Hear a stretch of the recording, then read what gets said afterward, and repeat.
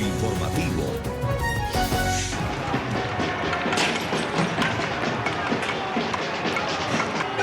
Dos de la tarde en Chile, el descontento social continúa, se registran enfrentamientos entre carabineros y manifestantes. Recordemos que esto se da después del anuncio que hizo el día de ayer el presidente de Chile, Sebastián Piñera, que pidió perdón la noche de este martes por su falta de visión, dijo, para anticipar el extendido estallido social que golpea a su gobierno y además anunció una agenda social. El mea culpa no fue solo propio, también dijo Piñera que ninguno de quienes les antecedieron, incluso ni siquiera en el gobierno anterior de él, se había previsto que esto podía suceder, que no se trabajó por la equidad social.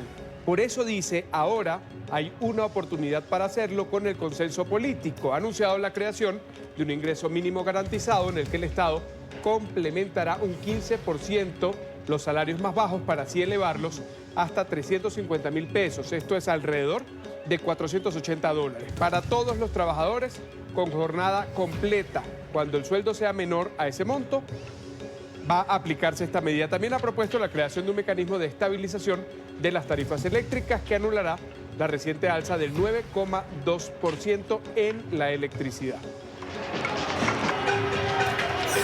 Gracias a todos por su sintonía con el Canal de las Américas. Ya estamos Carlos Figueroa y Ruth del Salto junto a ustedes con el acontecer internacional en este 23 de octubre del 2019. Carlos, una buena tarde. Buena tarde, Ruth. 60 minutos tenemos, vamos a aprovecharlos. Iniciamos ya con nuestros titulares.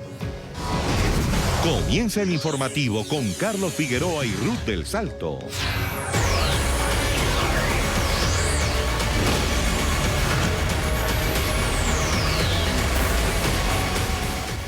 Y pese al tono conciliador en las últimas horas del gobierno de Chile, de Sebastián Piñera, las protestas no cesan en las calles de diferentes ciudades del país. Las nuevas manifestaciones se desarrollan cuando los principales sindicatos y movimientos sociales protagonizan una huelga general que amenaza con avivar las masivas protestas de los últimos días y que han terminado en actos vandálicos que dejan ya 18 muertos. Estas medidas que han sido anunciadas por el presidente Piñera para frenar la convulsión parecen no haber sido escuchadas.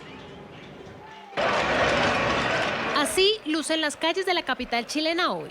Sindicatos de trabajadores de la educación y la salud, estudiantes y la sociedad civil participan en la huelga general. Una medida de presión para el gobierno de Sebastián Piñera y con la que hacen oídos sordos a las palabras del mandatario sobre el diálogo y perdón. Una tensa calma se vive en el país en medio de las movilizaciones que exigen justicia social y la renuncia del jefe de Estado. ¿Qué le vamos a hacer? Hay que seguir nomás apoyando. El día comenzó con los mismos problemas de transporte en Santiago de Chile. Algunas líneas del metro siguen sin funcionar por los daños causados durante las movilizaciones. Algunos intentan retomar las actividades diarias en medio de la crisis política y social. Hay que hacerle empeño nomás, venir a trabajar y con harto ánimo nomás. Espero que toda la gente esté bien y que puedan llegar a su destino. El estado de emergencia y el toque de queda sigue vigente en 11 provincias del país. El subsecretario del Interior, Rodrigo Villa, informó esta mañana que hubo una reducción de los hechos de violencia en las últimas 24 horas. Sin embargo, un grave altercado se vivió en San Pedro de la Paz, sur del país, en horas de la noche. Un atropello múltiple dejó 2 muertos y 17 heridos durante una manifestación. Un video difundido en las redes sociales captó el momento en el que el vehículo aceleró en dirección del grupo de personas que estaban realizando un cacerolazo. Tras los hechos, el número de víctimas mortales ascendió a 18. En la madrugada, donde un vehículo se lanza sobre un grupo de personas que se estaban manifestando, de aproximadamente 20 personas, y donde fallece un niño de 4 años y un hombre de 37. Esto es lamentable en términos del involucramiento de un niño de solo 4 años y de, por supuesto, un adulto en esta circunstancia. Esto está siendo investigado, existe un número importante de personas que está en los centros de salud, de los que participaron en esta lamentable hecho, en los centros de salud en distintos grados de recuperación. Mientras el descontento social aumenta, desde el gobierno buscan alternativas para frenar la ola de violencia. El mandatario convocó a una reunión esta noche con presidentes y jefes de bancada del oficialismo con el objetivo de aterrizar las medidas anunciadas en la noche del martes para enfrentar la crisis. Los partidos oficialistas piden agilizar la tramitación de los proyectos. El mea culpa anoche del presidente Sebastián Piñera ha pedido perdón a los chilenos por no atender de manera oportuna los problemas de la nación. Esto decía el mandatario, que ha sido criticado por decretar el estado de emergencia y además el toque de queda. Es verdad que los problemas no se han producido en los últimos días, se venían acumulando hacía décadas. Pero es verdad también que los distintos gobiernos no fueron o no fuimos capaces de reconocer esta situación en toda su magnitud. Esta situación de inequidad, de abuso, que ha significado una expresión genuina y auténtica de millones y millones de chilenos. Reconozco esta falta de visión y le pido perdón a mis compatriotas. La presión en las calles llevó al presidente de Chile, a Sebastián Piñera, a plantear una gran reforma social. Durante la locución de la noche de ayer, ha informado que serán 6 los pilares de esta iniciativa. Uno de ellos justamente toca el tema de las pensiones. La reforma plantea un incremento del 20% de la pensión básica solidaria y otro 20% en el aporte provisional solidario. Además, anunció aportes de recursos fiscales para complementar el ahorro previsional de la clase media y aportes para mejorar las pensiones de los adultos mayores no valentes. Sobre el sistema de salud, el gobierno de Sebastián Piñera propone crear el seguro de enfermedades catastróficas para, según él, asegurar un techo al gasto de salud de las familias. También se creará un seguro que cubra parte del gasto en medicamentos de las familias chilenas y una ampliación de un convenio con las farmacias para así reducir el precio de las medicinas. Otro de los puntos de esta reforma es la creación de un ingreso mínimo garantizado de cerca de $482 que complementaría el salario de los trabajadores a jornada completa cuando sea inferior a esta cantidad, beneficio que se aplicará en forma proporcional a los menores de 15 y mayores de 65. Entre los cambios planteados por el Palacio de la Moneda también se encuentra la creación de un impuesto a los más adinerados. Se establecerá que las rentas superiores a los $11.000 pagarán un impuesto del 40%. Con esta medida se espera recaudar millonarios fondos que servirán para financiar las demás reformas. Piñera además anunció una reducción del salario de los parlamentarios y los altos sueldos de la administración pública, una reducción del número de curules en el Congreso y una limitación de las veces que los congresistas puedan ser elegidos. Sobre las tarifas del servicio de energía, se prometió la creación de un mecanismo de estabilización de las tarifas que permitirá anular la reciente alza del 9.2% al servicio público.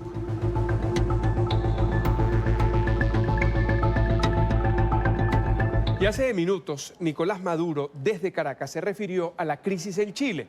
El líder de un régimen acusado de reprimir, de encarcelar, de perseguir, de hostigar y de torturar a todo aquel que se le opone, denunció represión en contra del pueblo chileno, guiado, dice él, por la derecha representada por el presidente Sebastián Piñera. Hemos sido testigos de la rebelión del pueblo chileno contra el modelo neoliberal. Y bueno, ayer vimos la intervención del presidente Sebastián Piñera, tratando de escuchar el clamor de un país. Ojalá cese la represión infame contra el pueblo de Chile. Ojalá se aclaren los casos de supuestos desaparecidos, de gente masacrada. Y ojalá se abra en Chile un diálogo transversal, político, social, y el pueblo chileno pueda convocar el poder constituyente originario para rehacer nuestra hermana Chile a la que amamos tanto.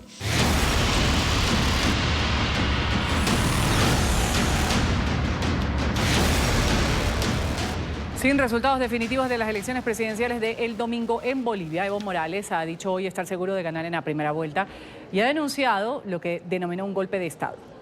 Recordemos las cifras que muestran hasta el momento los resultados provisionales que han sido entregados por el Tribunal Supremo Electoral. Evo Morales acumula 46.4% de los votos frente al 37.07% de su rival más cercano, el centrista Carlos Mesa.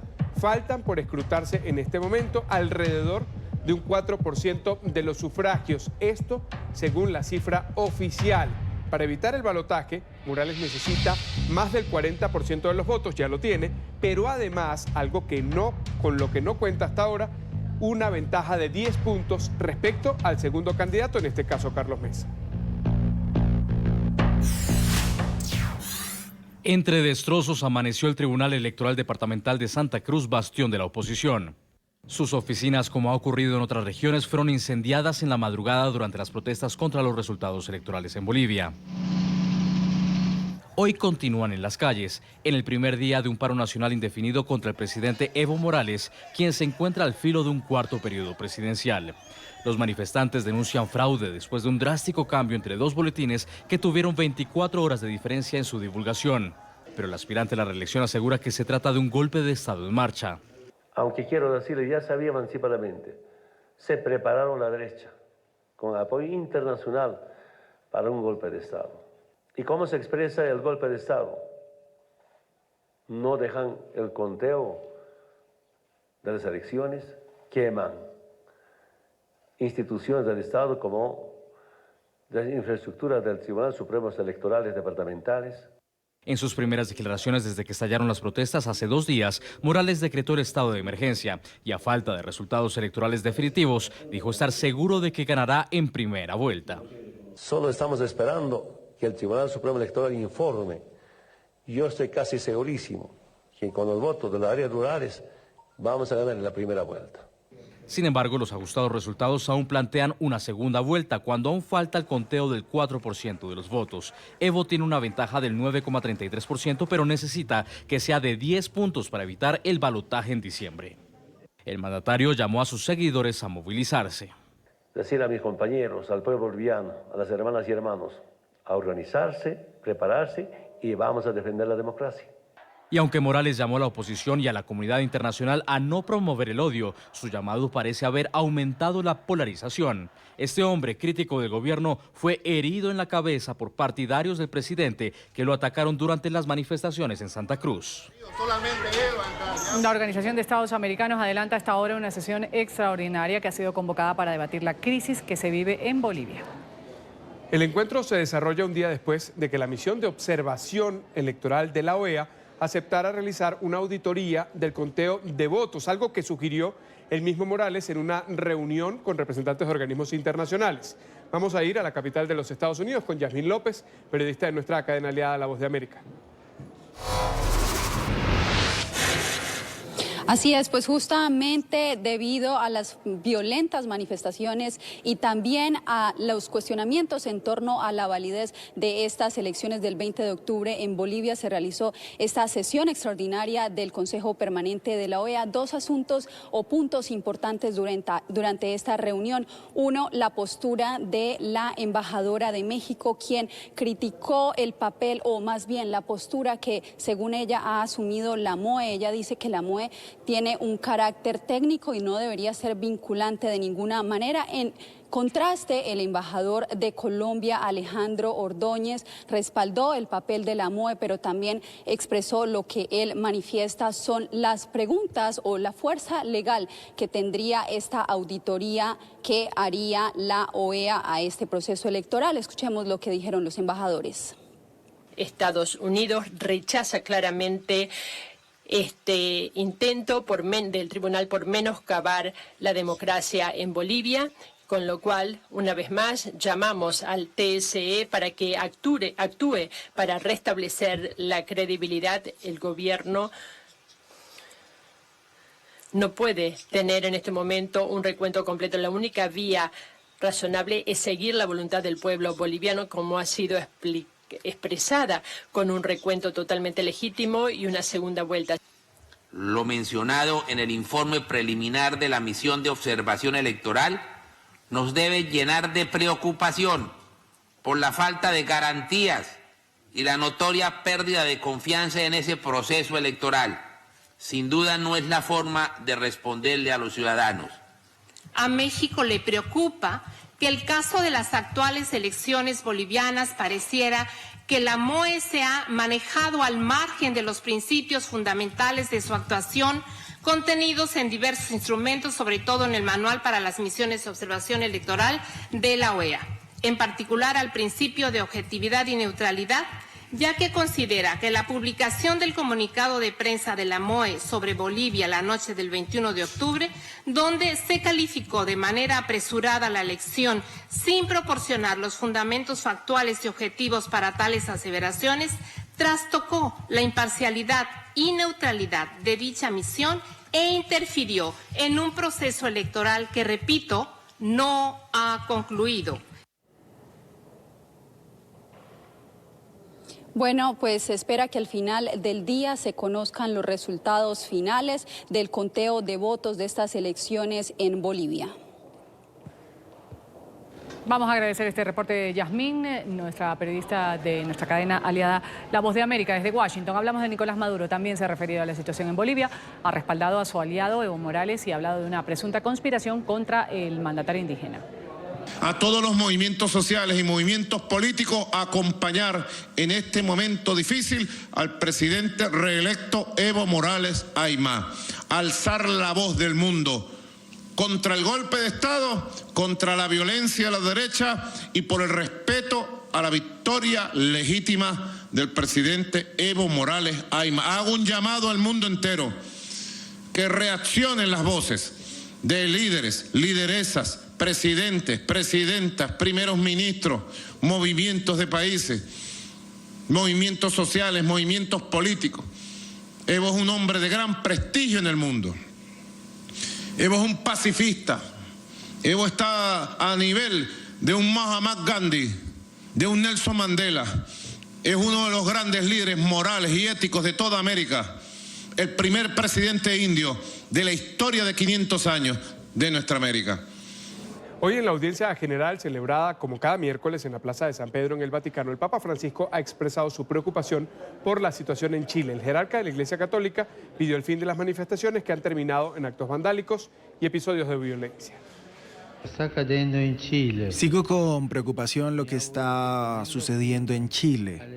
Espero que al poner fin a las violentas manifestaciones sea puesto a través del diálogo y se hagan esfuerzos para llevar a cabo una solución a la crisis y hacer frente a la dificultad que ha sido generada y que es necesario por el bien de toda la población.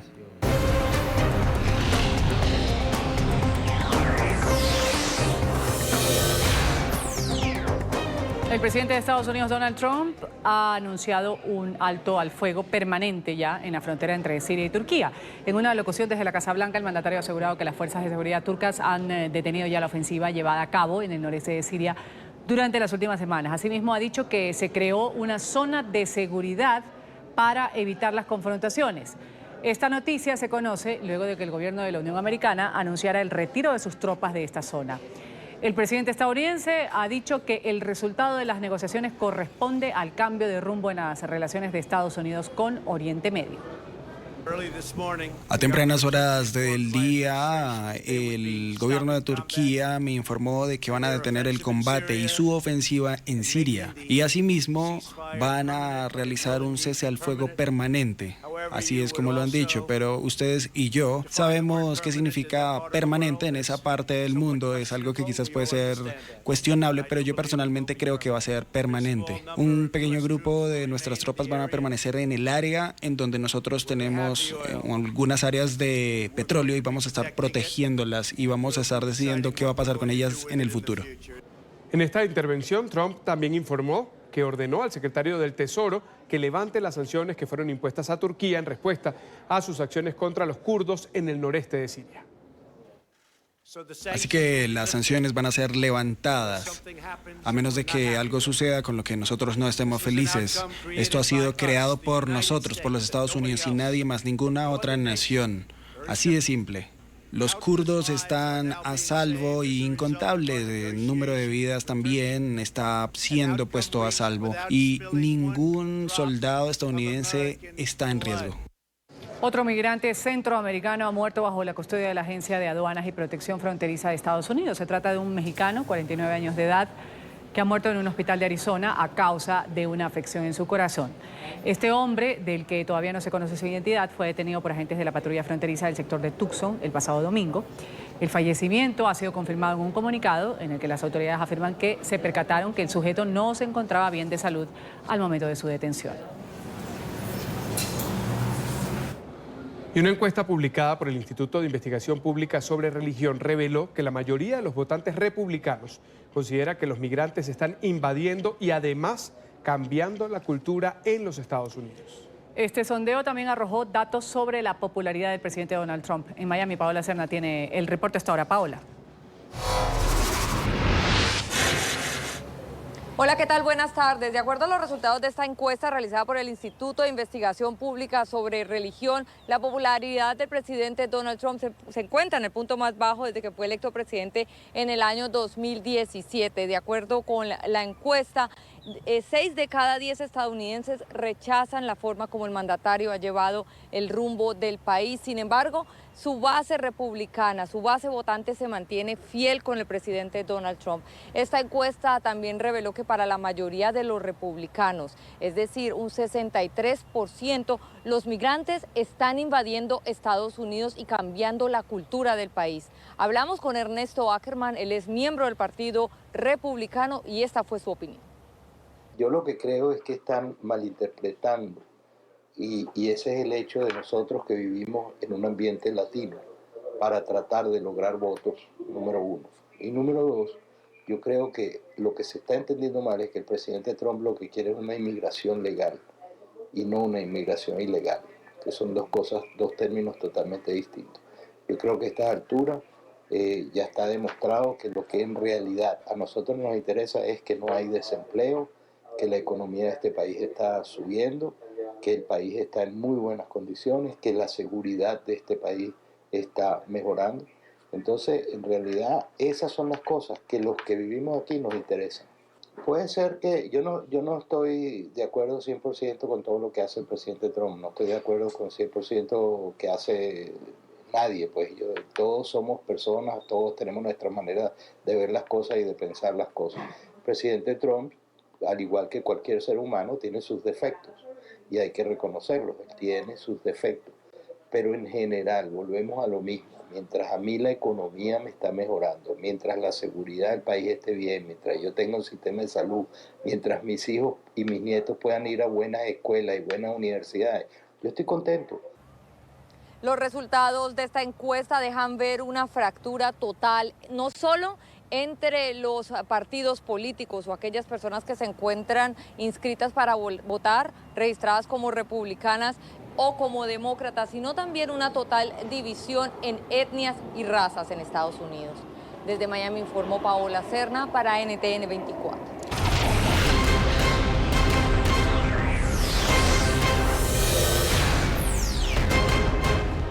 Un hermano del presidente Mauricio Macri ha sido golpeado y asaltado esta madrugada en su casa del barrio privado La Comarca del partido bonaerense de Tigre por una banda de 7 delincuentes, todos menores de edad, de entre 15 y 17 años, que más tarde han sido detenidos. La víctima de robo es el empresario Mariano Macri, 52 años de edad, quien estaba con su mujer al momento del asalto. Nueva amenaza contra Argentina. A 4 días de las elecciones presidenciales del 27 de octubre, ha dicho el presidente de Brasil, Jair Bolsonaro, que podría tomar medidas en contra de la nación si se da un resultado. Si ganara el candidato del Frente de Todos, el kirchnerista Alberto Fernández, Bolsonaro afirmó que podría suspender el país del Mercosur. El mandatario brasileño afirmó que podría unirse con Paraguay y Uruguay para aplicar sanciones a la Argentina si la nueva administración llega a imponer trabas comerciales. La Asamblea Constituyente madurista ha aprobado allanar inmunidad parlamentaria del diputado Juan Pablo Guanipa. Con él ya son 23 los parlamentarios venezolanos afectados con esta medida. Las reacciones del Partido Primero Justicia, al que pertenece Juan Pablo Guanipa, las tiene Luis Laya en Caracas, la capital de Venezuela. Luis, adelante. Hola, buenas tardes. El propio diputado Juan Pablo Guanipa ha rechazado el levantamiento de su inmunidad parlamentaria y el intento por encarcelarlo por parte del régimen de Nicolás Maduro. También dirigentes de la democracia venezolana y diputados a la Asamblea Nacional han calificado este hecho como un intento por judicializar la política en Venezuela. Esta decisión de un Tribunal Supremo de Justicia ilegítimo, que para nosotros no existe, acompañada por una Asamblea Nacional Constituyente que es una farsa, que hemos desconocido y que nos jactamos de no habernos arrodillado ante ella, es una decisión írrita que no tiene ningún sentido. No es otra cosa que la judicialización de la política. Es la pretensión del régimen de seguir sacando de la escena política y del escenario público a quienes hoy asumimos liderazgos y protagonismo y que asumimos sobre todo la voz de un pueblo que hoy no es escuchado por quienes usurpan funciones. Han señalado que lo que intenta el régimen de Nicolás Maduro es acabar con el Parlamento venezolano, con la democracia y también con las voces disidentes. El régimen quiere seguir sometiendo al pueblo de Venezuela. Los diputados somos la voz de los ciudadanos. Y el régimen cree que si silencia a los diputados, entonces puede seguir silenciando el clamor de un pueblo. Nosotros no nos vamos a callar. Nosotros no nos vamos a callar porque nosotros nos escogieron los venezolanos para ser sus representantes. Han denunciado además que los mecanismos que utiliza el régimen de Nicolás Maduro para acabar con la inmunidad parlamentaria son ilegales. La propia Constitución estipula que debe ser la misma Asamblea Nacional la que evalúe las acusaciones en contra de un diputado para tomar esta medida. Estamos hablando de un TCJ con magistrados express. Estamos hablando de una Asamblea Nacional Constituyente que fue electa de manera fraudulenta para violentar la democracia en Venezuela y que realmente el procedimiento, como tú lo explicabas, no es el procedimiento adecuado el que están implementando para el allanamiento de inmunidad. Aquí se trata de miedo, miedo a los diputados, miedo a la democracia, miedo al pueblo venezolano. Ante este hecho han llamado a los ciudadanos a participar en las movilizaciones de calle, principalmente en la de este jueves 24 de octubre. Han señalado esto debe ser una muestra de la inconformidad de los ciudadanos y también una protesta en contra de las irregularidades y la persecución. Desde Caracas, Venezuela, para NTN 24, Luis Alejandro Laya. Luis, gracias. Una buena tarde. Han revelado detalles sobre la operación contra Osama Bin Laden. Por primera vez sale a la luz pública testimonios, también elementos que permitieron a Estados Unidos dar con el paradero del hombre responsable de los atentados terroristas del 11 de septiembre del 2001. Próximamente va a abrir al público en la ciudad de Nueva York una exhibición alrededor de esta historia. NTN 24 ha tenido acceso anticipado a ciertos objetos de la muestra y también al testimonio de la gente de la CIA que tomó las decisiones claves en el operativo contra el ex líder de la red terrorista Al Qaeda. Alejandro Rincón tiene el reporte desde la Gran Manzana. Alejandro. Hola, buenas tardes. La mayoría de nosotros tenemos una idea general de la forma como concluyó el operativo de búsqueda de Osama Bin Laden, definido como uno de los más grandes en toda la historia de los Estados Unidos, con una incursión en un complejo en Abbottabad, Pakistán, que además terminó en la muerte de el perseguido terrorista. Es la primera vez en 2019 que el Museo del 9/11 aquí en la ciudad de Nueva York ha podido entregar a la opinión pública material desclasificado del gobierno de la Unión Americana y además testimonios únicos, verdaderamente sin antecedentes, sobre figuras centrales, aquellos quienes tomaron decisiones claves en ese proceso de búsqueda de Osama Bin Laden, líder en ese entonces de la red terrorista Al Qaeda. Justo tenemos para ustedes el testimonio de el jefe de la CIA en Pakistán en el momento cuando estaba desarrollándose ese operativo, quien en las siguientes declaraciones les explica a ustedes el momento clave cuando Estados Unidos entró en acción. La clave fueron los mensajeros que nos llevaron a Bin Laden. Los mensajeros trabajaron de cerca con Bin Laden, pudimos llegar a lo que sabíamos que era el complejo y esa fue la pieza clave, el lugar probable, posible, donde esta figura podía estar escondida porque sabíamos que ellos estaban de cerca trabajando con Bin Laden. El señor Kelton, a quienes ustedes acaban de escuchar, nunca había entregado declaraciones a los medios de comunicación. Él es un agente ahora retirado de la CIA y ha decidido entregar estas declaraciones, entre otras, porque en el Museo Memorial de los Atentados Terroristas del 11 de septiembre de 2001 se abrirá próximamente una exhibición centrada específicamente en todo ese proceso de búsqueda del ex líder de la red terrorista Al Qaeda. Uno de los encargados de esta institución cultural también habló con NTN 24. Y ellos nos iban a contar sus historias y a permitirnos a presentarlas al público. Cuando comenzamos esto hace más de 3 años, no estaba claro de que ese iba a ser el caso. Y con el paso del tiempo, con algunos obstáculos en el camino, pudimos conseguir este acceso. Y realmente es un elemento único de esta exhibición. Esta nueva exhibición, La búsqueda de Osama Bin Laden revelada, abrirá sus puertas al público el próximo 15 de noviembre. Es todo lo que tenemos para ustedes por ahora. Continúen con más en El Informativo.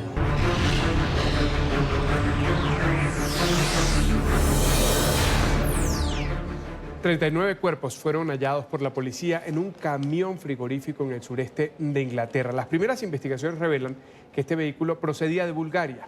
El conductor, 25 años de edad, ha sido detenido como sospechoso de este asesinato. Las autoridades están buscando establecer el origen de las víctimas mortales y si se trata de migrantes. Pasado el mediodía de este miércoles, el servicio de ambulancias del condado de Essex, en el sureste de Inglaterra, notificó a la policía sobre un macabro hallazgo. 39 cadáveres fueron localizados dentro de un camión frigorífico. De acuerdo con la pesquisa, el vehículo ingresó en Reino Unido desde Bulgaria el pasado 19 de octubre por Holyhead, un puerto en la costa oeste del país, que realiza la conexión por ferry con la vecina Irlanda. El conductor fue inmediatamente detenido por las autoridades. Creemos que el camión es de Bulgaria y llegó al Reino Unido el 19 de octubre. Los servicios de emergencia respondieron, pero lamentablemente las 39 personas dentro del contenedor habían muerto.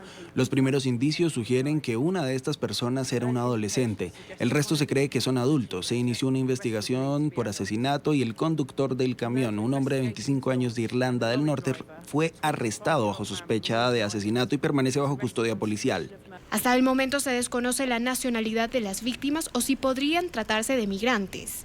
El proceso de identificación de los fallecidos se encuentra en curso. Podría tomar bastante tiempo, según advirtieron los efectivos de seguridad. El primer ministro británico se declaró horrorizado por lo ocurrido. Toda la Cámara está conmocionada por la terrible noticia que se ha descubierto 39 cadáveres en un contenedor, en un camión en Essex. Esta es una tragedia inimaginable y verdaderamente desgarradora. Sé que los pensamientos y oraciones de todos los miembros están con aquellos que perdieron sus vidas. Estoy recibiendo también actualizaciones de los oficiales y la policía de Essex para establecer lo que pasó exactamente. En los últimos años, un gran número de migrantes ha intentado entrar en Reino Unido ocultándose en camiones o embarcaciones que cruzan el Canal de la Mancha. Ante el incremento de controles policiales, Irlanda se convirtió en una nación de tránsito en las rutas de los traficantes de personas por su frontera abierta. Una persona muerta, 5 desaparecidas han dejado inundaciones repentinas registradas en las últimas horas en la región de Cataluña. Fuertes lluvias han azotado las ciudades de Tarragona y de Barcelona. Varios vehículos fueron arrastrados por las corrientes de agua. Los invitamos a que sigan informados en Twitter, nuestra cuenta @NTN24, la ampliación allí en ntn24.com. Feliz tarde.